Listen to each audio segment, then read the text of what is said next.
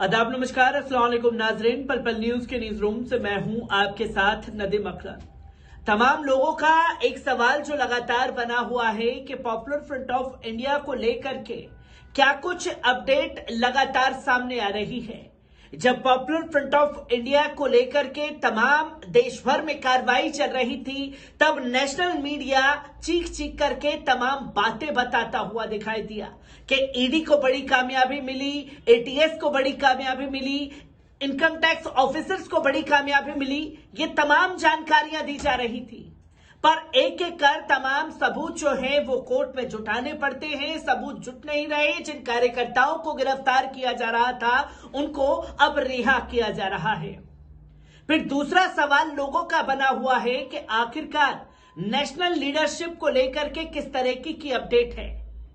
Court से आज खासतौर पर पॉपुलर फ्रंट ऑफ इंडिया के पूर्व अध्यक्ष ई अबू बकर को लेकर के बड़ी जानकारी जो है वो सामने आई है, जहां ई अबू बकर के मामले में कोर्ट ने पुलिस प्रशासन को जम करके फटकार लगाई है, क्योंकि मेडिकल सुविधाओं के चलते उन्हें उपचार देने की बातें कही गई, पर उनके वकीलों ने यह दावा किया कि उन्हें उपचार सही से नहीं दिया जा रहा। और इसके बाद जो है कोर्ट ने इस मामले को संज्ञान में लिया और इसके बाद पुलिस प्रशासन की जम करके फटकार लगाई है। आपको बता दें कि पीएफआई के पूर्व अध्यक्ष का नियमित आधार पर प्रभावी मेडिकल उपचार सुनिश्चित किया जाए, ये कोर्ट ने पुलिस प्रशासन और अधिकारियों को साफ शब्दों में कहा है।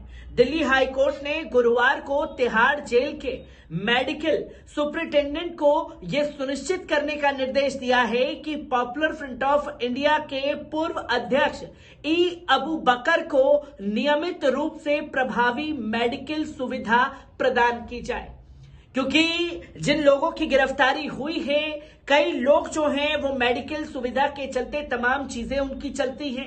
गिरफ्तारी के बाद से उन्हें मेडिकल सुविधा नहीं दी जा रही थी, जिसको लेकर के वकीलों ने ई अबू बकर की याचिका पर गौर करने के लिए कहा, जहां कोर्ट ने फटकार लगाई कि उन्हें पूरी तरीके से मेडिकल उपचार दिया जाना चाहिए। जस्टिस सिद्धार्थ मृदुल और जस्टिस तलवंत सिंह की खंडपीठ अबू बकर की अपील पर सुनवाई कर रही थी, जिसमें विशेष न्यायाधीश के रूप में उस आदेश को चुनौती दी गई जिसमें मेडिकल आधार पर जमानत की उसकी अर्जी खारिज कर दी गई थी। जहां उन्हें जमानत देने की बातें कही गई थी, उनके परिवार का लगातार ये कहना था कि वो कई सारी बीमारियों से जूझ रहे हैं, उन्हें रिहा किया जाना चाहिए, उनको जमानत दी जानी चाहिए, पर किसी को भी जमानत नहीं दिया जा रहा। इससे पहले भी कोर्ट में अपडेट के दौरान यह कहा गया था कि आप हिंदुस्तान के किसी भी हॉस्पिटल में इलाज करा लीजिए और हमें बताइए कि ऑल इंडिया मेडिकल से बेहतर दुनिया भर में कोई और हॉस्पिटल है। आप ऑल इंडिया मेडिकल में जाकर के अपना उपचार कराइए पुलिस प्रशासन की देखरेख में, जो कि ये बातें पहले अदालत के द्वारा की गई थी। अदालत के समक्ष उसकी अपील में कहा गया कि अबू बकर कई बीमारियों से पीड़ित है, जिसमें दुर्लभ प्रकार का एस्फोगेस यानी कि कैंसर, पार्किंसंस रोग, हाई ब्लड प्रेशर और शुगर है। अदालत ने रिकॉर्ड पर हलफनामा पेश करने की मांग करते हुए अबू बकर की ओर से दायर आवेदन पर नोटिस जारी किया और इसमें किए गए तथ्यात्मक दावों पर राष्ट्रीय जांच एजेंसी से जवाब मांगा, जहां उनके वकीलों द्वारा यह कहा गया कि वो मेडिकल सुविधा से ग्रसित हैं, उन्हें मेडिकल उपचार दिया जाना चाहिए। एएनआई ने इसकी जांच की और एएनआई की जांच के बाद यह साफ तौर पर कहा गया कि उनको मेडिकल सुविधा दी जानी चाहिए। इस बीच तिहाड़ जेल में मेडिकल सुपरिटेंडेंट को यह सुनिश्चित करने का निर्देश दिया जाता है कि अपीलकर्ता को उसकी सभी बीमारियों के लिए नियमित आधार पर प्रभावी उपचार प्रदान दिया जाएगा, जहां उनकी मेडिकल सुविधा, हर एक चीज उनकी हेल्थ को लेकर के आप लोगों को चौकन्ना रहना होगा। तो वहीं अबू बकर की ओर से पेश एडवोकेट आदित्य एस पुजारी ने अदालत को बताया कि वर्चुअल मुलाकात के आधार पर हलफनामा जेल के अंदर हाल की स्थिति और मेडिकल स्थिति का संकेत देते हुए दायर किया गया। उन्होंने ये भी कहा कि हलफनामे को अबू बकर के बेटे ने सत्यापित किया है, जहां उनके बेटे ने तमाम मेडिकल से जुड़ी चीजों को कोर्ट के समक्ष रखा। तो वहीं जब वे उठते हैं तो उसके पास सेवेदार होता है, वे सेवेदार के बिना जाग नहीं सकते, जिससे वे बात भी नहीं कर सकते। उसकी भाषा मलयालम या अंग्रेजी है। ये सज्जन ऐसे व्यक्ति हैं जिनका कोई पिछला रिकॉर्ड ही नहीं है।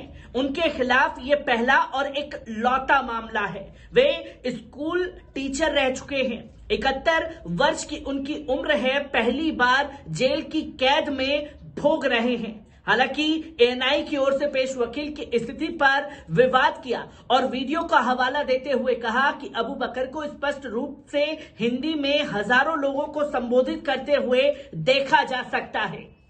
जहां केरल के रहने वाले केरल में मलयालम भाषा या अंग्रेजी भाषा चलती है।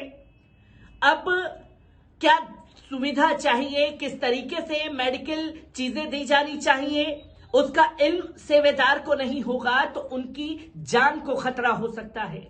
यह दावा किया गया और कोर्ट में यह समक्ष किया गया कि अबू बकर के ऊपर पहले से कोई दूसरा मुकदमा दर्ज नहीं था। पहली दफा पॉपुलर फ्रंट ऑफ इंडिया से जुड़े होने के नाते उन्हें 71 वर्ष की उम्र में गिरफ्तार किया गया है। तो वहीं अदालत ने अबू बकर के आवेदन पर उचित जवाब दाखिल करने के लिए एएनआई को समय दिया है। इससे पहले पीठ ने अबू बकर की स्वास्थ्य स्थिति के कारण तिहाड़ जेल से हाउस अरेस्ट में ट्रांसफर करने की उनकी प्रार्थना पर विचार करने से इनकार कर दिया था। अबू बकर वर्तमान में न्यायिक हिरासत में है। उन्हें एएनआई द्वारा एफआईआर के तहत गिरफ्तार किया गया है, जिसमें आरोप लगाया गया है कि पीएफआई के विभिन्न सदस्य कई राज्यों में आतंकवादी कृत्यों को अंजाम देने के लिए भारत और विदेशों से साजिश रच रहे थे और धन एकत्रित कर रहे थे। एफआईआर में यह भी आरोप लगाया गया है कि पीएफआई के सदस्य आईएसआईएस जैसे अभियुक्त संगठनों के लिए मुस्लिम युवाओं को कट्टरपंथी बनाने और भर्ती करने में शामिल हैं। भारतीय दंड संहिता 1860 यानी कि आईपीसी की धारा 120 बी और 153 ए और गैर कानूनी गतिविधियां रोकथाम अधिनियम 1967 की धारा 17, 18, 18 बी, 20, 22 बी, 38 और 39 के तहत उनके खिलाफ मुकदमे दर्ज किए गए हैं, जिसकी तस्वीरें लोगों के सामने आई हैं। और पीएफआई को लेकर के जो बड़ी अपडेट कोर्ट के जरिए हम लोगों के सामने आती रहेगी, उसे आपके साथ साझा करता रहूंगा। तब तक के लिए दीजिए इजाजत। शुक्रिया।